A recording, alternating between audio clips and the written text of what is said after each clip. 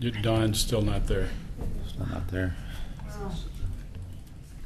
Go ahead. I mean, I can, You can look at mine if you'd like. That's fine.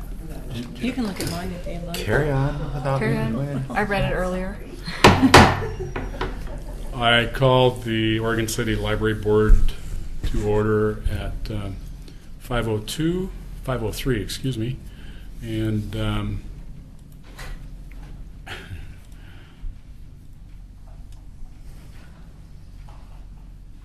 all members are present except Laura Ingram at this point. So that's all right. You're fine. 1 minute. Yeah, 1 minute or so. Okay.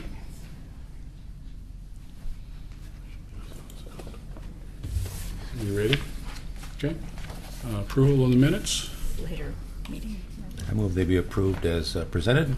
Is there a second? Second. All's in favor? Aye. Aye. Okay. Thank you. Just gonna pass these along. Pass those along. Sure. It's not showing up. Thank you. Yep.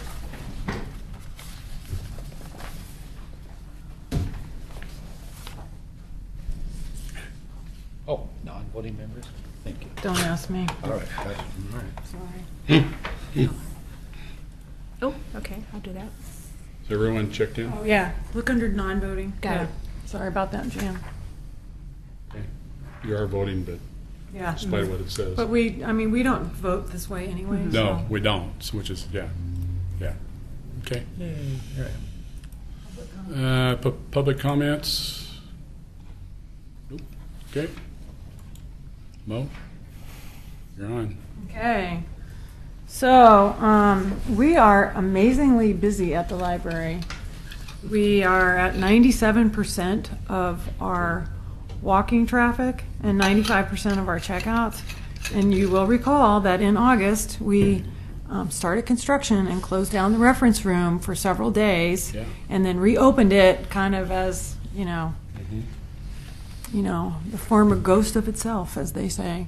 But so we like that week after we reopened the reference room, we brought some tables out into the fireplace area from the reference room, and there's like all these people out there all the time, and we're like, does it feel like we're busy or what's going on? And sure enough, when I checked the door traffic, I couldn't believe it. I thought for sure our numbers would be going down substantially. I was busy that day I was there. Yeah, and they're not going down. So what's interesting is like, okay, so we want to capture some of that. I mean, people will come to the new building because it's a new building and it's going to be amazing. But it's like, so what did we change that somehow started attracting people? Was, we just talked about it at the Friends meeting. Is it that there's so much talk about the library out there these days that people are just interested? Or is it that our reference librarian is like right by the front door now? In essence, we have like a Walmart greeter there to like greet everybody coming in. What is this magic component that all of a sudden is keeping us very busy? Sure, there's a level of curiosity that and that's what the Friends were saying too. So probably a combination of that, but we're really thrilled that we're busy. Believe me, we're really thrilled that we're busy. But it's kind of a lot of noise on top of noise, So we're coping. We did change Michelle's hours so that she could come in early to get work done. She and Linda are both there at the crack of dawn. I'll give you their private numbers so that you can call them so, to be sure that they're actually there working. But I get emails from Linda all the time at like 6:30, so I know she's there. So, we're trying to accommodate those kinds of things so that people can still be productive and get a little bit of break from like the overstimulation of all the crowds and all the noise, because it's just a lot of sensory input, a lot of sensory overload going on. But things are good. Our fines and fees are down strangely. I was trying to figure out like what was going on at this time last year that would cause such like a huge discrepancy, but who knows? I mean, fortunately, we don't really rely on that for income. It's just we rely on it to like get our materials back. And some other things were down a little bit too. I mean, obviously, internet is going to be down by a ton, and it was. It was down by over 500 uses, but no internets were available for several days, so that's what happened on that. Self-check, I don't know. I think people just don't like using it sometimes, you know? That would be me. That would be you? Yeah. Yeah. In the new place, you're not going to get away with that so much. But we're also going to be RFID in the new place, where you just stack things on. Yeah. You know, it's going to be way easier to use, But I you're going think. to have to teach people for about That's- 3 months. Yeah, at least. DA, probably 6 months. So It's real simple, but you got to Yeah. pay attention to what's going on. Well, you do, and not everything gets checked out all the Yeah. time is the thing. Yeah, even stuff that you'd think would get. I mean, Yeah, I use Multnomah Library about once a week, right? and I'll take out a stack like that thick, and usually the one right in the middle is the one that doesn't get Yeah, picked up. exactly. Exactly. And then you go to walk out the doors, and then sometimes that triggers the Mhm. door alarm, Nothing and then like you're walking like, out the door thief, with the alarm. thief. Yeah, you You know. know, mothers with small children looking at the criminal Yeah, trying to escape with exactly. a book. Yeah. So that's a whole new set of things. But otherwise, I think things are going pretty well. We're still doing our programs. And speaking of which, our first film for the season is this Friday. We changed our First Friday films to Second Friday films because it was conflicting with First Friday events. And we don't want to have a conflict. So I got the Rotary group today to promise never to schedule anything on Second Fridays on a regular basis. We'll see if that holds. And it's On Paper Wings, which is the story of the balloon bombs that the Japanese sent over. So it's kind of a story from both sides, the people who made them, and then the story about like the people who actually got killed by some in Oregon, and they're the only people that got killed by these things on the continent. And the director will be there. So I think that'll be really, really interesting. And we're collaborating again with the Pioneer Center. They supply all the food, and the end of the Oregon Trail, which is awesome. And the other really cool event that we're starting to do is Pints from the Past. It's a collaboration with the Clackamas Historical Society, and we're going to have history pub kind of nights. We're going to start by having them at Singer Hill Cafe starting on Monday, October the 5th, and our first speaker is Rocky Smith, and it's Haunts of Oregon City. That's going to be awesome. For all of those of you who have heard about his ghost tours and never gone on a ghost tour, Oh, go. he'll be, yeah, Gotta go. I can't wait. And doors open at 5:30, program starts at 6:30, and, you know, eating, drinking, and history, what is wrong with that combination? That's the perfect combination. Nothing. So we're looking forward to that. Gina has started another new service out of the reference area, and it's personalized reader's advisory. So there's forms online that people can fill out, work with her. She's doing a ton of tech appointments and resume appointments, which is awesome. People getting individualized help, which is what you need with technology. So that's working really well. And we had our first bilingual story time, 21 people. Wow. That was Very really nice. cool. That's cool. And we are advertising for a youth services librarian, a full-time youth services librarian. So that went out last week.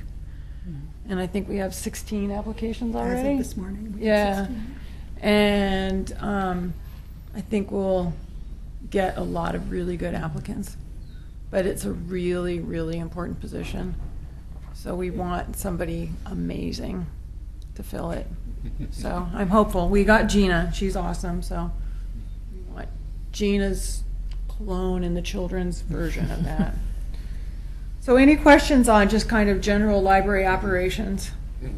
Okay. Good. And then the other thing I put under my report was we talked about starting to review some pretty substantial stuff, like the EDGE initiative, the public library standards, policies that we're going to need in the new building. And at the last minute, I was like, oh, we do really need to start that conversation, but I really want to go to this thing downtown tonight about Willamette Falls. It starts at like 5:30, but the talk doesn't start till 6:30. So I attached the public library standards, Okay. and I thought maybe next time we could start looking at them, or we could, Sure. you know, I don't know how you want to approach it. I mean, remember last time what I did was I went through it and I marked where I thought we were, Right. and then you guys just kind of looked at that. Yeah. I mean, I could do that, and it doesn't require very much of you. Or we could like go through each of those things, kind of looking towards the future as well. To me, it helps when you mark. Those- Where I think we are. Yes. Yeah. because Okay. It's not like I read that kind of stuff except when I'm here. Yeah. Yeah. I don't either. I You know only more read it about for your you. business, Yeah. yeah, I know, than we do, so. Besides, having eyes on the ground right there in the Yes. trenches helps a Yeah, lot. correct, Okay. exactly. Okay. Yeah. In golf, it's called local rules. Local Yeah. rule. Yes. So I'll do that for next month, and then I'll try to give you kind of two reports. One of like kind of where we are, and then where we hope to be. And maybe what we can do with that is also be thinking about the technology aspects of some of those things and the policy aspects of some of those things, because that's where we really need to kind of do some work, like in policy and everything. Okay, Okay? All right, that sounds great. all right. I have a question about Sure. policy, I guess. The library has some kind of historical collection, which I don't believe is, I think that's stored right now. isn't Yeah. it? And it's eventually going to come back Yep. to the library. Yep. Is there some particular policy about what that collection is supposed to look like, or, and how it relates to whatever is going on with the Historical Society, or, I don't know if anybody already. We trailed have those a anything. section on that in, I think, in the collection development policy, don't we? I don't know. I'd have to look. As far as relating to those guys, it doesn't really, it's separate. But we don't and- want to be competitive with what they're doing or anything, I assume. Right, we want to complement each other as much as possible, which is kind of, I think we've been able to do that pretty well so far. But the good news is that Claire Blaylock, the new executive director, is awesome to work with, and I think we'll collaborate a lot more, so we could spend a lot more time talking about that kind of stuff, collections at Well, each place. And I don't know if this is something we may want to, as a board, have some input on, about where the direction of the future of the historical collection ought to go. But at least I think we should probably be pretty familiar with it. If there was an interest in expanding it in the future, it Okay. might. It's not the kind of thing we've really been adding to, that's No, for sure. Probably Yeah, not. Yeah. But it might be useful. I don't know if you've looked at that Carnegie site again. It kind of goes back to fundraising. That library they supported in England was trying to expand their historical collections. Oh, okay. And we might want to polish up our part of the policy and see if there is something we want to do Okay. there and ask them for. Okay. I can look into that.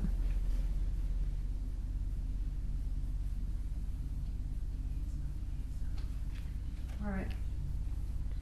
So that takes care of the library standards for now.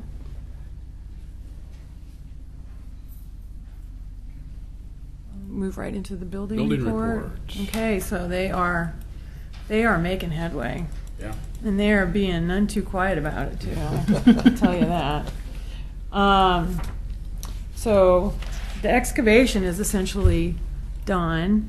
I mean, they're still doing things like digging for footings and stuff like that. They put in, looked like forms today for the concrete footings. DA, have you looked over there? I did not look. Yeah, that's what I'm assuming So they were that doing a is. trench on the north side this morning. Yeah, and the trench on the north side is for sewer and That's what I thought. stormwater. Yeah, that's what I thought. Yeah. From the looks of it, what they were doing. Yeah, they kind of ended up rerouting some of that away from their original plan. So, and then on the inside, they're, still working on that back wall. And so downstairs, they're digging away at the concrete that makes up the floor of the basement. And so they're down there jackhammering. And Hours at a time. hours at a time and like pickaxing at it and then lifting these Things are chunks shaking. and It's well built. by no? hand. Yeah, it's really, really hard concrete. Oh, yeah. Yeah. And so there are times we don't know what they're doing exactly, but the whole building just reverberates. It's like, is that what an earthquake feels like?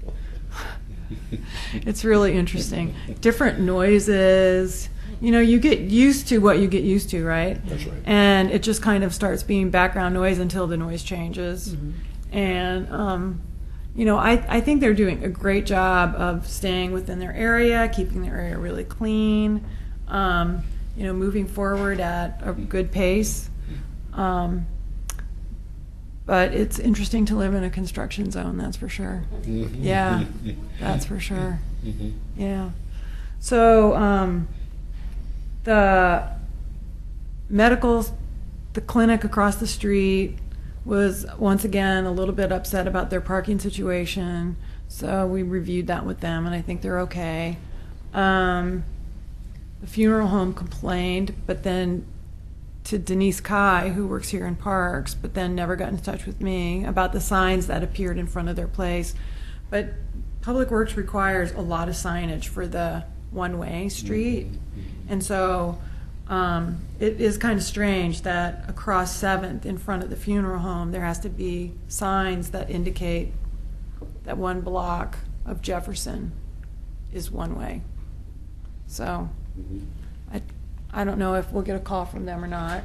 It is a big sign. Yeah, it's Yeah, huge sign.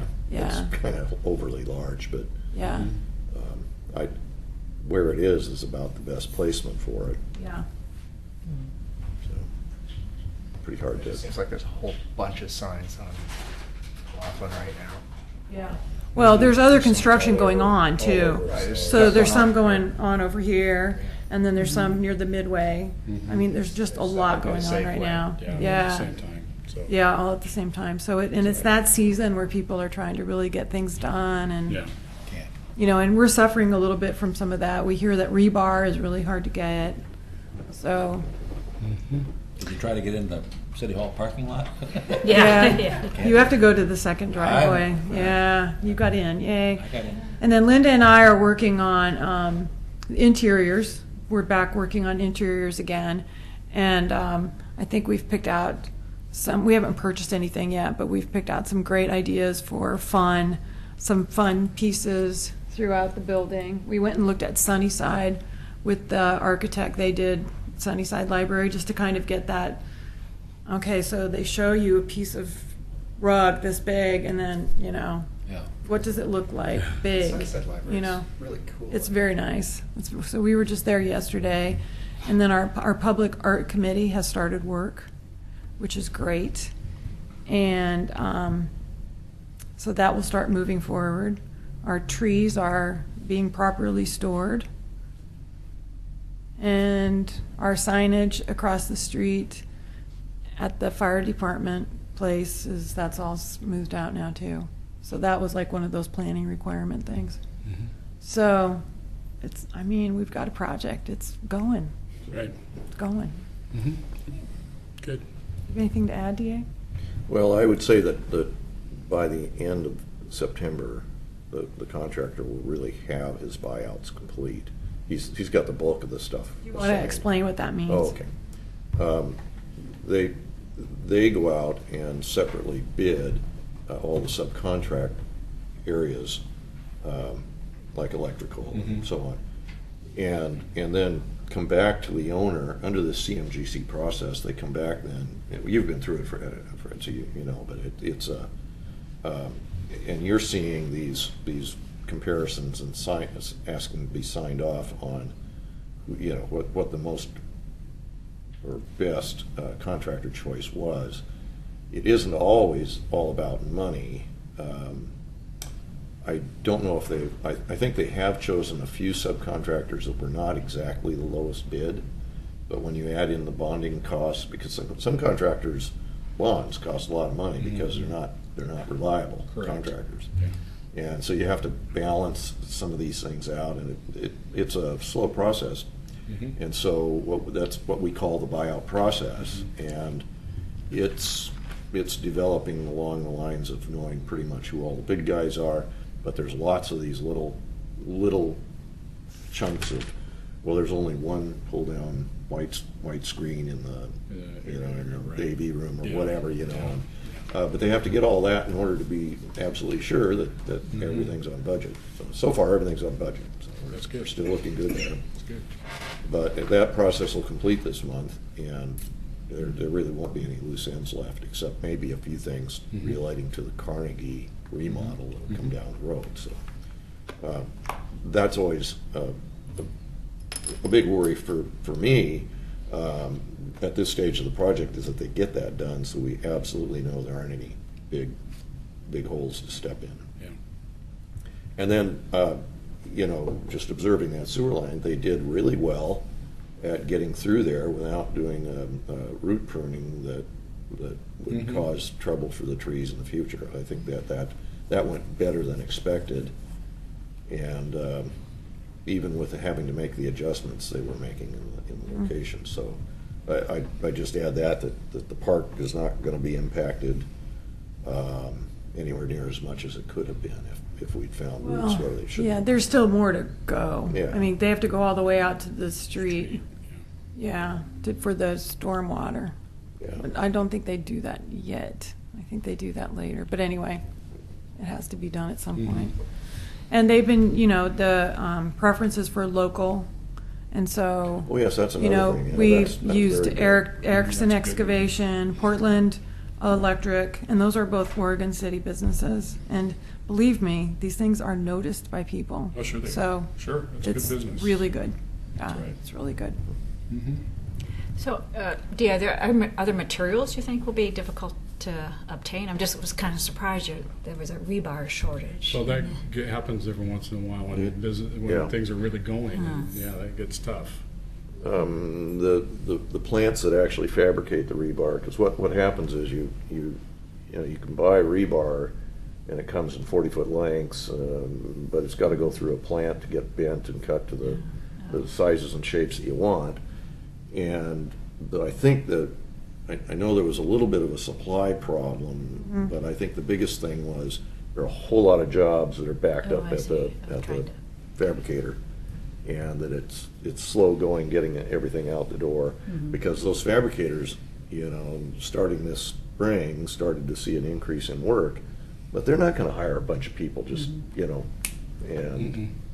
so that creates a problem, and they probably are running a bunch of overtime, and but they're still it's a bottleneck. Okay. It's the And, fabrication, not the actual rebar. Okay.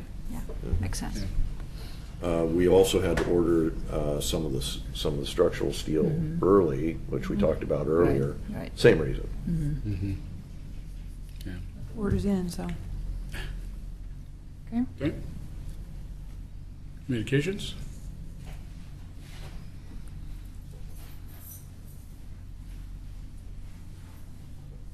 Your, Do you guys know Linda are your Orson? microphones on, ladies? It's red. Red, that's good. Yep. You guys know Linda Orson? She's the Linda chair. Orson, chair of the Friends of the Library. Mhm. 4 years. Great. Good. Tell them whatever you want to tell them. I'll invite you to our yearly luncheon, December 3rd at the Ainsworth House at 11:30 till 1. We're going to have, Mo will be talking, and we're going to have a construction team there to give us an update and answer questions. Careful, we'll eat a lot of food. That's okay, we have a lot of food. December 3rd. That's December 3rd. December 3rd What at was the the time Ainsworth again, House. please? 11:30, Ainsworth House. I'll be sure to get you all invitations.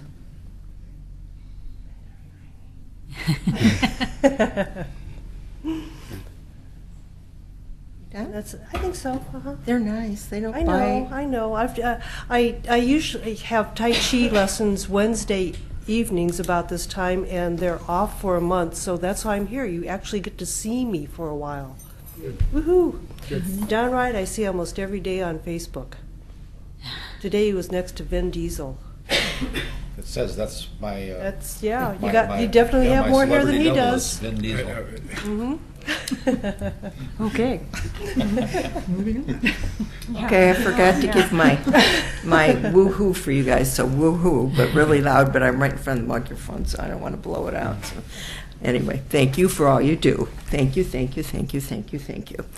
And the foundation decided that they're going to do draft because your meeting's before ours, and already, first thing I noticed, if DA hands those out, the date's wrong.